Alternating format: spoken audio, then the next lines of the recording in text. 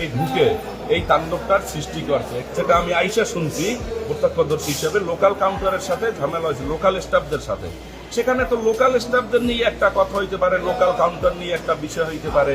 এই যে পরিবহনগুলো বাংলা এখান থেকে নতুনবাদ থেকে বাংলাদেশের বিভিন্নমুখী পরিবহনগুলো, এগুলোর উপরে তো আসলে এভাবে ভাঙচুর বিভিন্ন জিনিসের প্রশ্ন আসে না। এখানে স্বৈরাচারের দোষর যারা আছে এখনো নেপথ্যে, তারাই কাজ করছে এটার বিরুদ্ধে। যখন আমাদের একজন শিক্ষার্থী হেনস্থা হয়েছে, শিক্ষার্থীকে গালিগালাজ করছে, তখন আমরা জিজ্ঞেস করতে আসছি। জিজ্ঞেস করার এক পর্যায়ে তারা আমাদেরকে পাল্টা হুমকি দিয়েছে এবং তারা আমাদেরকে গালিগালাজ করেছে যে বিএম কলেজ মানে করার সময় নাই, হ্যান আবিসি বিভিন্ন স্ল্যাং ল্যাঙ্গুয়েজ। এমনকি আমরা জিজ্ঞেস করার বদৌলতে আমাদেরকে হামলা করছে তারা। শিক্ষার্থী বান্ধব, জনবান্ধব, জাতি বান্ধব যতক্ষণ পর্যন্ত শ্রমিকটা না হবে ততক্ষণ পর্যন্ত আমরা নতুনবাদ ছাড়ব না। বিএম কলেজের ছাত্রীরা সংগঠিত হয়ে এখানে এসছে তার প্রতিবাদ করতে, প্রতিরোধ করতে।